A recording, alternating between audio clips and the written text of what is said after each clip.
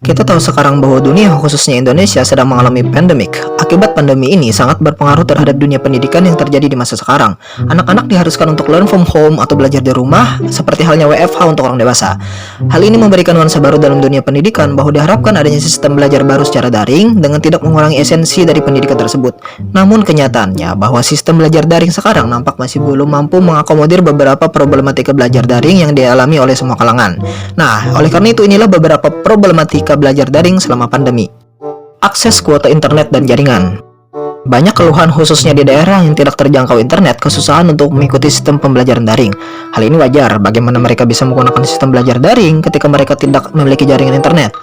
Adapun masalah di daerah perkotaan ialah akses kuota internet yang tidak semua kalangan mampu untuk mendapatkannya. Tidak sedikit orang yang mampu untuk membeli kuota, di samping masih adanya beban hidup keluarga, ditambah lagi PHK atau tidak adanya pekerjaan orang tua, kecuali kalangan menengah ke atas. Efisiensi belajar makin terkastakan.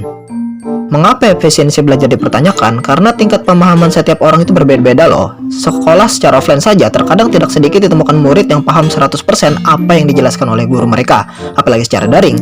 Hal inilah yang memperlebar kasta efisiensi belajar makin terlihat khususnya untuk anak-anak yang masih berada di bangku TK dan juga sekolah dasar. Budaya membolos marak terjadi.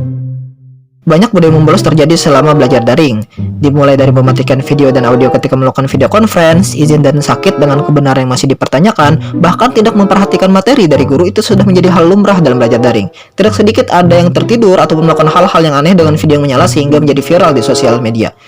Pengguna smartphone meningkat di kalangan anak-anak.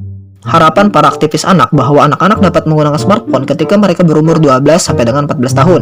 Namun, dengan adanya pandemi, semua itu sirna. Semua umur sekolah sudah menggunakan smartphone untuk belajar. Yang menjadi problem ialah efek dari belajar menggunakan smartphone yang kemudian digunakan untuk bermain sehingga menjadi candu bagi anak-anak. Keluhan orang tua. Banyak orang tua mengeluh dengan sistem belajar daring. Keluhan yang paling utama ialah bahwa orang tua menyekolahkan anak mereka karena mereka tidak paham dan tidak bisa memberikan pelajaran umum kepada anak-anaknya.